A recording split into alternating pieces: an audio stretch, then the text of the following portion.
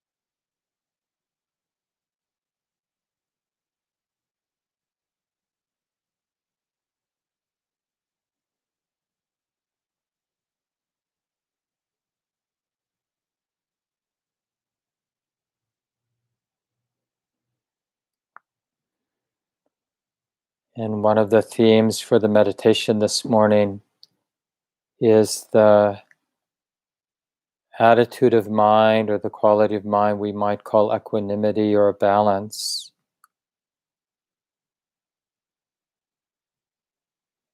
And it's not so much that we are forcing the mind to be balanced with the different conditions that are coming and going now. It's more about being curious, or about a willingness to be sensitive to whatever balance may be available in this moment, even if it's quite faint or the predominant qualities are reactivity. There may be just a faint, quiet quality of balance far into the background of the mind right now. But just to be interested in the beautiful balance of equanimity, the stability of the heart that isn't afraid of being right in the middle, isn't afraid of feeling whatever's moving now. And so in a way, wisdom and the attention are working together to keep balance, this beautiful, enlivened balance, to keep it in mind or to not forget it. So for just another 2 or 3 minutes, just experiment, see if it's possible to abide in a beautiful balance where the heart is open in a generous way, but it doesn't have a problem with what's coming and going, doesn't bother, doesn't need to react to what's coming and going in our experience.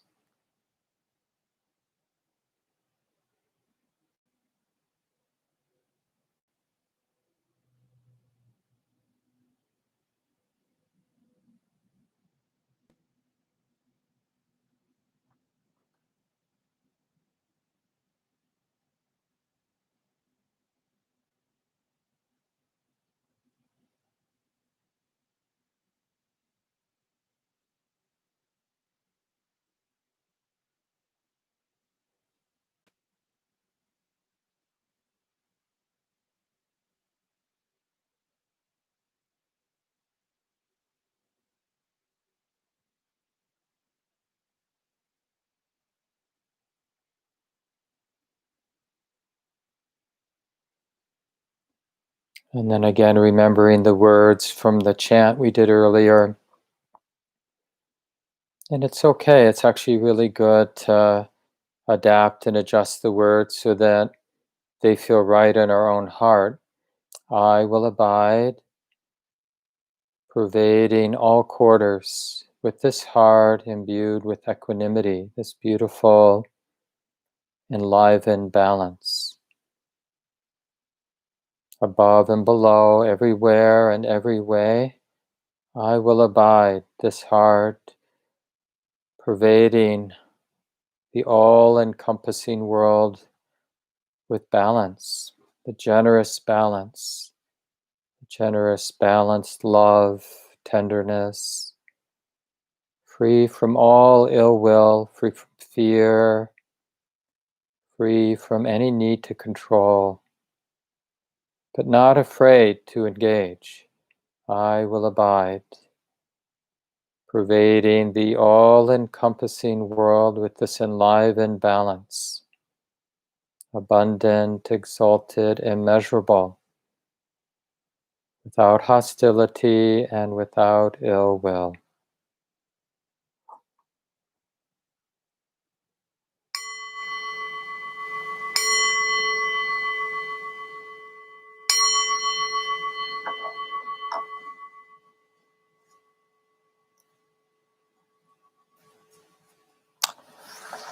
Well, we lost some folks along the way. I'm so glad. I know it probably wasn't a peaceful meditation all the way through, given that we got disconnected, but this is such a powerful metaphor for life, right? We're not in control. We're not even in control of our live streams. Stuff happens, and we adapt and adjust, and we notice the reactivity right in our heart, and disappointment and wanting to blame, wanting to complain. And if we have some stability, some wisdom, we realize that that complaining and blaming and denial and wanting to give up and whatever other pattern you might have noticed, we realize it's just not serving any purpose. It's just serving the purpose of planting seeds for more stress in our heart, more tightness in our heart. And this is what we're learning, and I've been talking about, and people have been discussing um, this very strongly encouraged practice of recognizing change, recognizing uncertainty, and really cultivating the perception. So we are less and less likely to be surprised. Like when change inevitably shows up, uncertainty shows up, the inability for us to actually control or govern the conditions in our life, when that keeps reasserting itself, wouldn't it be nice if we got to the place where we were no longer surprised when uncertainty showed up, when the ungovernability of life, shows its hand? Oh yeah, that's right. I've never been in control. I get to play, I get to participate, I get to dance with, right? How we show up, the kind of attitudes with which we relate to the moment, that has a say in how things unfold for us. So it's not like we're just pure victims of an impersonal changing world. No, it really matters how we understand. Like, if I'm spending a lot of my psychic energy pretending I'm in control, there are consequences to that delusion, as we'd call it in Buddhism, right? When we allow the mind to be deluded, it has consequences for how things play out for us.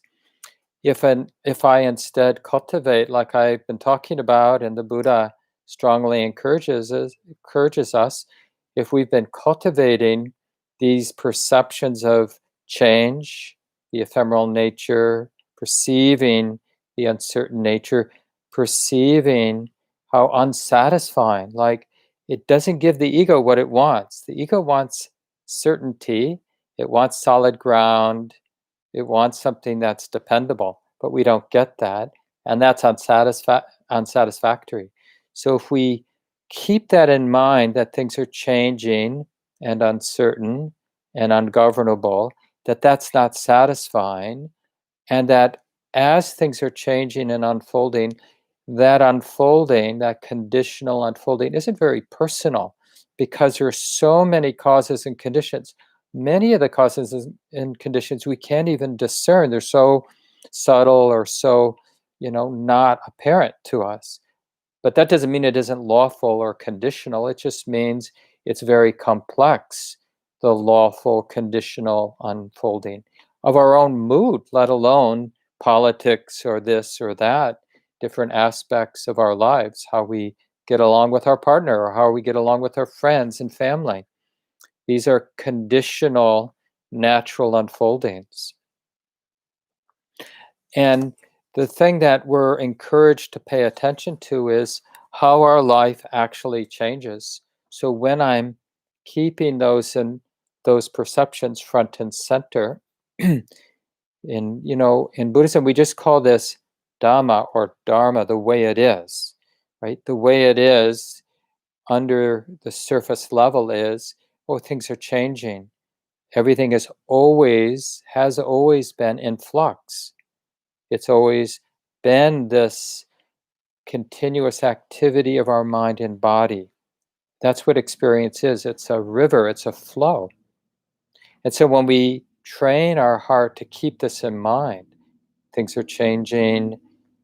Therefore, from the egoic, the self point of view, experience will never be fully, completely satisfying, because it's subject to change. It's subject to uncertainty.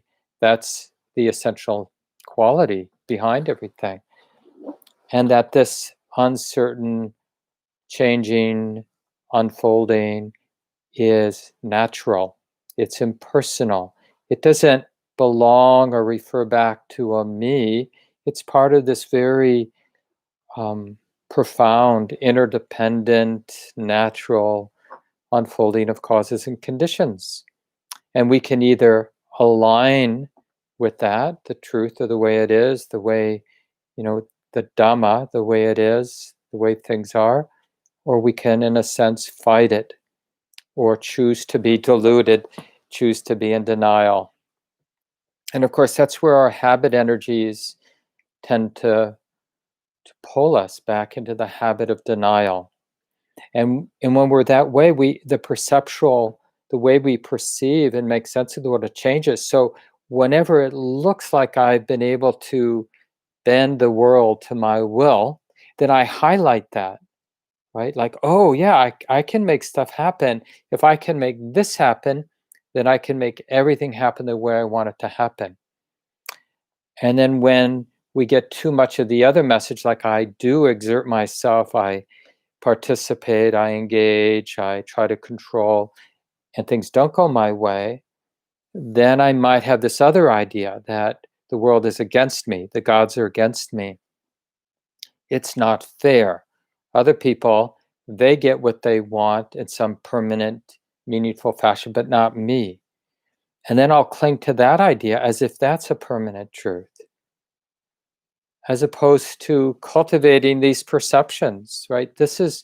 In Buddhism, we don't think of things as being absolutely true. So when we talk about change, when we talk about the unsatisfactory nature, when we talk about the impersonal nature, certainly in later Buddhist traditions, they become like metaphysical truths, but the Buddha was very pragmatic. These perceptions we cultivate, keeping change in mind, keeping the experience of unsatisfactoriness in mind, keeping the perception of impersonal nature in mind, it's a real pragmatic strategy. It has practical effects on how our life unfolds. And this is something we can directly check out by ourselves, just in our own experience. The Buddha talks about, and you've heard me talk about, I'm sure, the 8 worldly winds. And we want to harmonize with the truth that there's pleasant and there's unpleasant. We want to harmonize with the truth that sometimes people insult me and sometimes people praise me. Sometimes I experience success, Sometimes I experience failure. Sometimes there's praise. Sometimes there's blame. And it really changes my idea. Like normally we would think of happiness in terms of getting what I want and avoiding the stuff that I don't want. That's the very pervasive view that, gets replicated by our culture over and over again. And so we're in this struggle to kind of lock it in, to lock in the security by having a really good place to live and really solid relationship with a person who will never leave me and never be different than I want them to be, and a body that behaves, right? So this is like when we observe the activity of our thinking mind, how much of the day is my mind, a lot, right? Is my mind involved in some strategy of certainty, of getting what I want and getting rid of what I don't want, as if that's going to give me solid ground. And sometimes, more and more often, because of practice, my mind has a more spacious, curious point of view, perspective, and it sees the stress involved in seeking safety and freedom in things that are not permanent, that are not ultimately satisfactory, and that are not cannot be personal, right? So even success that might come our way, praise that might come our way, that's not personal. It's like a real skill that we human beings have to learn, isn't it? That, sometimes we will have success at work, for example, or somebody, in a romantic relationship will really love us and love spending time with us. And we'll have those so-called nice experiences. The child, the pet will have a nice harmonious relationship. And in a way, culture encourages us to take it personally. But how to receive the goodness and the pleasantness of nice stuff happening when that happens in our lives without imagining it's more than what it is. Like it doesn't really refer back to me. So if I do experience some success in my life, how to not be afraid of letting in, because that would be an egoic thing too. Oh, no, no, no, it's not about me, right? That's an egoic trip too. So, how to really receive words of praise and people's appreciation and people's even their gifts because they're grateful, how to really receive that when it comes our way, but to realize that doesn't, that sort of goodness that I've been part of doesn't refer back. It's here as something that's being appreciated in this moment, but I don't have to make something more to it. Now, we generally learn this because it's so painful. We generally learn this when we fail or when something doesn't go the way we want it, right? Because the deep habit, of course, is to personalize our failures. Oh, yeah, I'm bad. I was stupid. I did it wrong. I'm no good, right? That's the deep habit that gets reinforced through culture too. But that's so painful. And the pain, hopefully, eventually wakes us up like, what's going on? Why does this hateful sense of me, not being good enough, why is this so painful? Is there another way? And we learn this distinction like, oh yeah, I did do this thing in a relative sense and it was unskillful or it wasn't helpful, and now I'm getting a lot of blame and people don't want to be around me or whatever the consequence of that, not being very good at something or not being very skillful. There are those natural consequences, depending on the situation, that come our way, and that will be very unpleasant. But I don't need to add a story about being no good to that ordinary experience of experiencing failure or the lack of success or people's insults or people's blaming me. I can just feel what that feels like. It's unpleasant, really unpleasant, maybe even at times.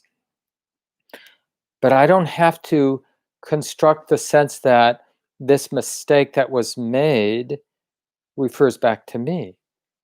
And the thing is, this isn't rocket science. I mean, I was in elementary education for a while in the 80s and early 90s, and we taught kids this all the time. I'm sure you parents out there teach your child this all the time. You know, when we have to give a kid feedback about something they've done that isn't skillful, we tell them, you know, when you said this, when you did this, that action, you know, has consequences. It wasn't skillful. Look at cause and effect. You said that to that person and now they don't want to be around you. Or you did this and now you have to have a timeout. You have to sort of leave the group and sit over here. This is what happens. But we don't tell the child you're a bad kid. I mean, in the olden days we did, you know, and then we got smarter about like really talking about skillful actions and unskillful actions and not about bad kids and good kids, right? Because we want people to understand that actions are skillful and unskillful depending or mixed, right? And our job as a human being is to recognize the skillfulness and unskillfulness so that that feedback gets internalized, and then as we continue to interact and engage the world, it's informed by the feedback without personalizing what we're learning about our skillful and our unskillful actions. Otherwise we get so entangled with the pride, the identity of being successful, and the, you know, hateful attitude of being bad or being unskillful, and on it goes.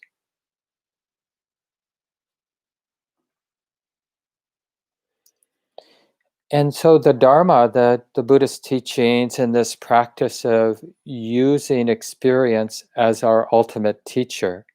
And what does it teach us, right? We have these pointing out instructions that as we get close, instead of perceiving the experience in the moment like what we're feeling, instead of experiencing the feeling tone of what we're feeling in our heart as self, to see everything as a changing process, an uncertain process.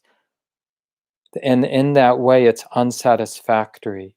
The ego doesn't find the ground it's looking for, that I can establish myself, I'm bad, I'm good, in a fixed way. It just, experience just ultimately won't support the establishment of a fixed self.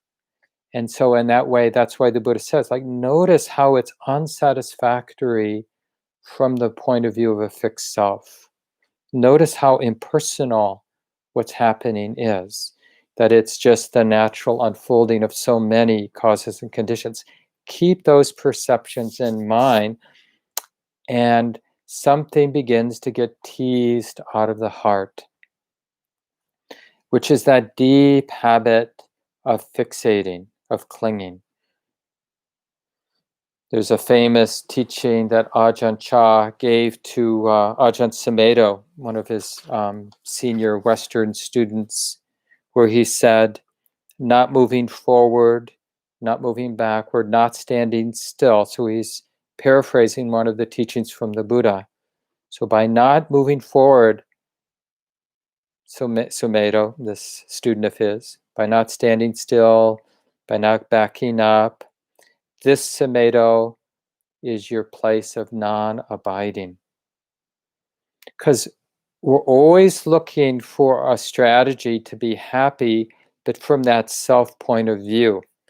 And if we're honest with ourselves and developing that stability of awareness and the wisdom that goes with that stability of present moment awareness, then we see how unsatisfying that pursuit of solid ground for the ego is. And it wears out that strategy, like we're willing actually to be curious. And this is such a provocative teaching. This Sumedho is your place of non-abiding. Not trying to move forward to get somewhere, not trying to get out of a mess, to get out of the messiness of life, and not standing still. Maybe by that he means not freezing up, like I'm helpless, I don't know what to do. So spinning with doubt. So without spinning with doubt and a sense of helplessness, without thinking you're going to solve the problem of life, without thinking that you can get out of life, that there's some escape valve where you can, we can just go someplace where we don't have to deal with the complexity of our lives and of our relationships and our responsibilities. Even the unavoidable responsibility of having a physical body that we need to take care of, or we experience the consequence of not taking care of it.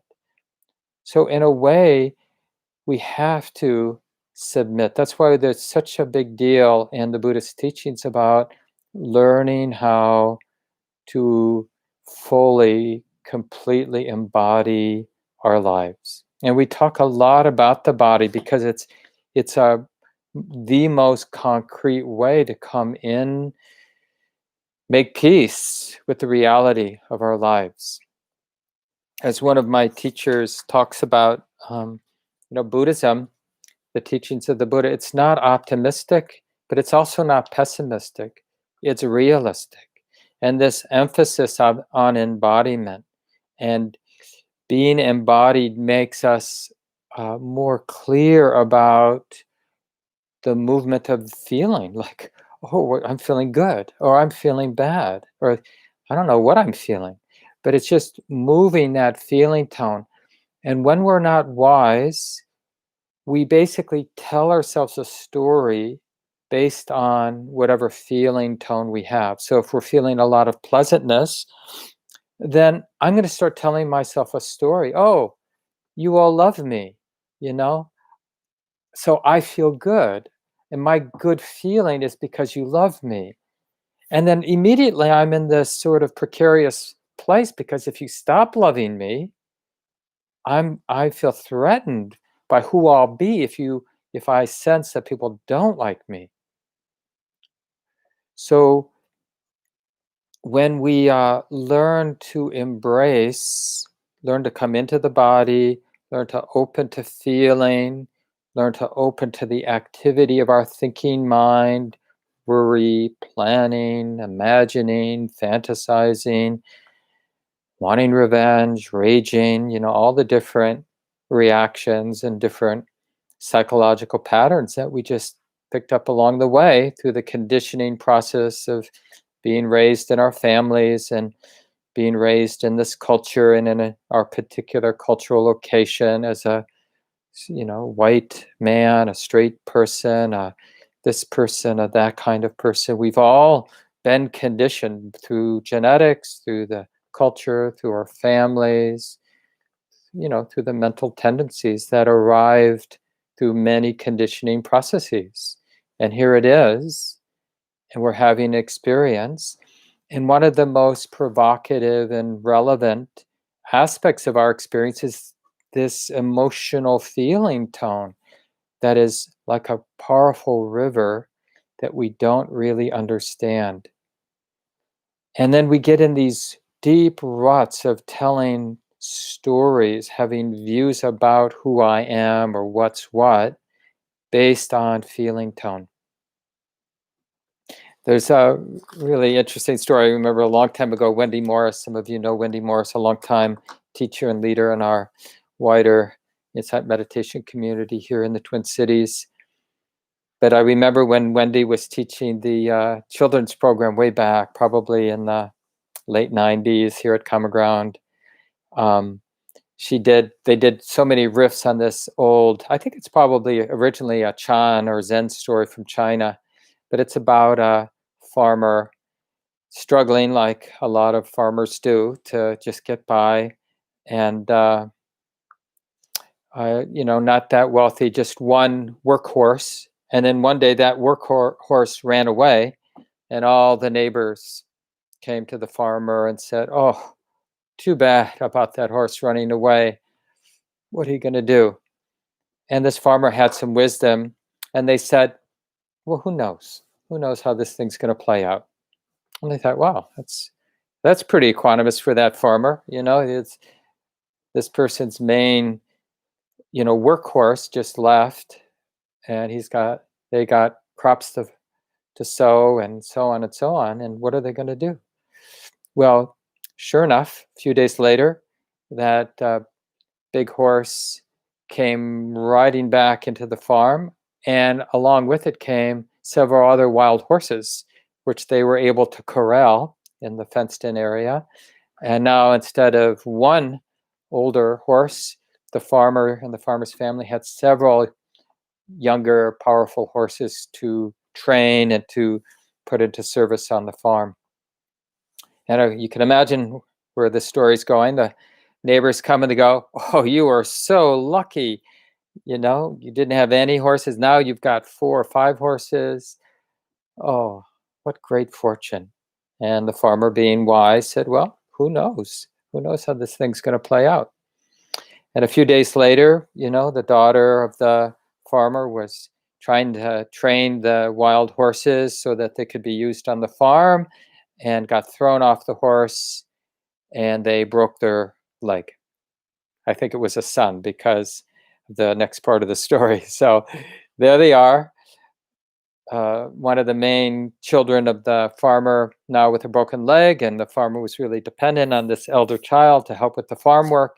And now, of course, they can't help so much because they have a broken leg, and all the neighbors come by and say, "Oh, that's too bad. What are you going to do? Your child doesn't have, isn't healthy. They've got a broken leg." And the farmer says, "Well, who knows how this thing's going to play out, right? Because there's always more chapters to be written." And sure enough, in a few days, the the National Army rides through town, taking all the young adults away to fight in the next war, and they leave the farmer's kid behind because they have a broken leg.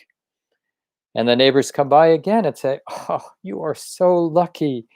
All of our elder children got taken away to war. We don't know what's going to happen to them. Certainly some will die, but your child was spared because they had a broken leg. You are lucky."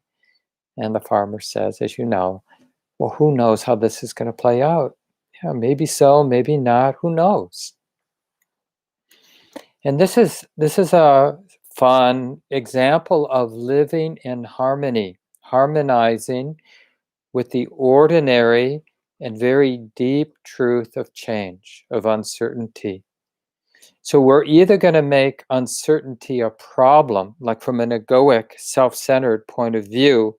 It's like me against uncertainty, and I'm going to rally my ability to control circumstances to fight the effects of change that I don't like when good stuff goes away or when bad stuff comes my way. I'm gonna, like, draw the line in the sand. It's me against you, impermanence. It's me against you, uncertainty. And I hope you're up to the battle. And, you can just sense how absurd that is, because we're always the sense of self that has staked its safety and its well-being on being able to control what is uncertain, what is changing, what is ungovernable, right? Well, it's a setup for anxiety, of never being at ease, the kind of hunger and restlessness that we feel deep, deep in our heart. That anxiety that we feel deep in our heart isn't because anxiety comes with being a human being. It's, as the Buddha might say, anxiety comes with being ignorant of how to harmonize with reality. And Buddhism, the teachings of the Buddha, it's all about being realistic or pragmatic or harmonizing with Dhamma. We cultivate the stability of present moment awareness and the perceptions that things are changing, that things are unsatisfactory and impersonal, to counter the deep habits, the ignorant habits of imagining things are permanent, that we can have sense experience in a permanent way that takes care of insecurity, that we can be satisfied with sense experience in a lasting, unchanging way, that we can own it in a personal way that's me and mine, that sense of me and mine can be satisfied eternally. But we never experience it, and we don't sense anybody else experiencing it. And yet we keep pursuing it because it's all we know. On this sort of ignorant, from this ignorant point of view, it's all we can imagine. It's really a failure of imagination.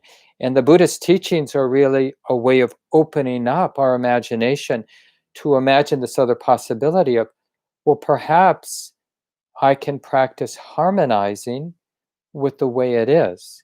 I can practice seeing clearly, stabilize my present moment awareness, really value present moment awareness, feeling what I'm feeling, being in this body, being in the middle of the emotions that are coming and going, and the thoughts that are coming and going, and the relationships as we interact with our communities that are coming and going, the justice and the injustice, the healing and the sickening, the beauty and the grossness, ugliness of the world. Can I harmonize with that? And instead of seeking security in things being the way I want them, we're aligning with a different kind of happiness. It's the happiness, or maybe better to say the peace or the freedom of not needing conditions to be this way or that way. Now, that's a very refined kind of experience or peace. The peace of not this heart, not dependent on conditions being this way or that way. So, a lot of what we work with initially in our practice is the reactivity of things being this way, good, or that way, bad. And we make peace with the reactivity because we can't go straight to that sublime peace of awakening that we maybe intuit to some degree from the stories from Buddhism and and other spiritual traditions as well. But we can, because we already have some experience where we have aligned with our life, we've harmonized. And so for those of you who are going to stay for the small group discussions that Shannon will facilitate in about 10 minutes, um, this is something you could share with each other. It would be so conducive of faith and confidence in our heart's capacity to be free. Like, where are those places in your life that were difficult, but over time, you learn to harmonize, you learn to embrace, you learn to really live in the middle of it, not waiting for it to be different, but uh, practicing not being afraid of the feeling that we're already feeling, not being afraid of the circumstances or conditions. There's a really provocative teaching that arose in the later Buddhist traditions that I've found really powerful over the years of my practice, especially in the early years. The winds of circumstance, right? The comings and goings of the eight worldly winds, the winds of circumstance, all the 10,000 joys, the 10,000 sorrows, they blow through emptiness. They move through this space, this natural space of my heart, my mind, my life. But in Buddhism, we talk about this being an empty space, meaning I'm, in a sense, using that personal pronoun, I'm experiencing this movement of circumstance, the joys and sorrows of my life, the disappointments, the successes, the praise and the blame. Those circumstances are moving through my heart, we'd say. I'm feeling it. I'm totally exposed. It's real. It's intense. But we're learning that this movement through our heart of our life, feeling what we feel, we don't need to be afraid of the beauty, the intensity, the difficulty, the pain. This is the where wrong view comes in. When I'm feeling an intense emotion, it comes with a deep habit that I have to freeze up. I have to own, I have to control, I have to wall off that painful feeling. So in the relative safety of our formal sitting time, where, if we're fortunate, the conditions are workable, right? Because we've found a place that's relatively safe and tranquil to sit for 15 minutes or an hour. And then we, in a way, there are many techniques, of course, but we let life rip. We let thoughts come and go. We let emotions come and go. We allow the sensations of the body to come and go and memory to come and go. And we practice not gripping, not clinging to what's coming and going. Oh, it's just a thought being known. It's just an emotion being felt. It's just a memory arising and passing. It's just pain in the knee throbbing. It's just this disturbing sound or this pleasant sound coming and going. It's just this next experience being known. So we're positioning ourselves as a human being, sensitive, alive, upright. The stillness in the formal sitting posture is sort of an outward representation of equanimity. This, like, I'm willing to practice being peaceful no matter what comes and goes. And even if something triggers a lot of reactivity and I'm sitting there freaking out, then I can keep practicing. Okay, I'm freaking out. I just want to hit somebody. I just want to run. Can I be okay with that? So it's not about being perfect. It's about relating to whatever's happening from this place of balance. Oh yeah, sometimes it's like this. It feels like this now, and sometimes it's like this. One of my teachers from my early years of practice, and somebody I teach with from time to time now, and just a really important teacher in my life, Carol Wilson. She has this little teaching she used to use, where she would say, "It is the search for permanence that is so unsettling." Right? It's our need for solid ground. It's not the absence of solid ground that is so unsettling. It's this idea that there's a me who needs permanence. That's what creates the ground for the uncertainty that we experience so much of the time. Let me just share a little bit of from Carol's article here. This is she's got a nice provocative title. Do we really believe in impermanence? This she wrote way back in the 90s, I believe. But I think you could track that down. We have it on our website somewhere. But if you just Google Carol Wilson, do we really believe in impermanence? Otherwise, just contact the center. Maybe I'll ask Gabe Keller Flores to put it up on our blog when he gets back from his retreat that he's going on this next week. First, she quotes from the Buddhist tradition, where it said, "One abides in peace who does not abide anywhere."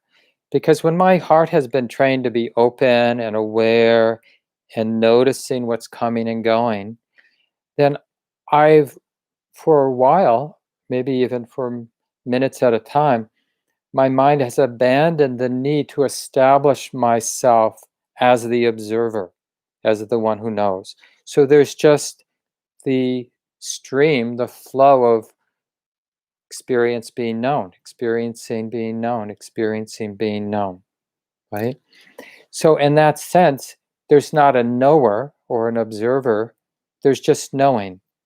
And there's the freedom of there not being a knower. And Carol, in this article, do we really believe in impermanence?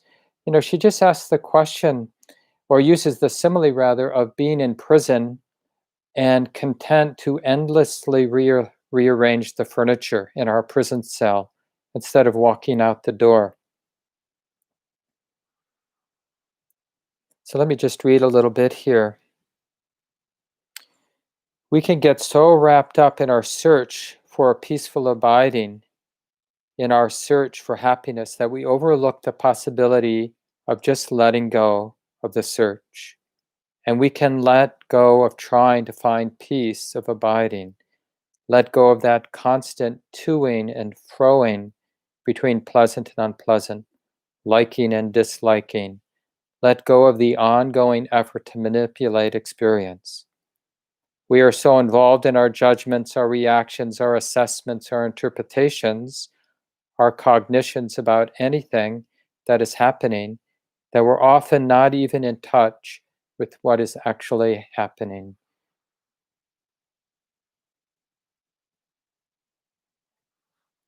And then a little later says, can you even believe that?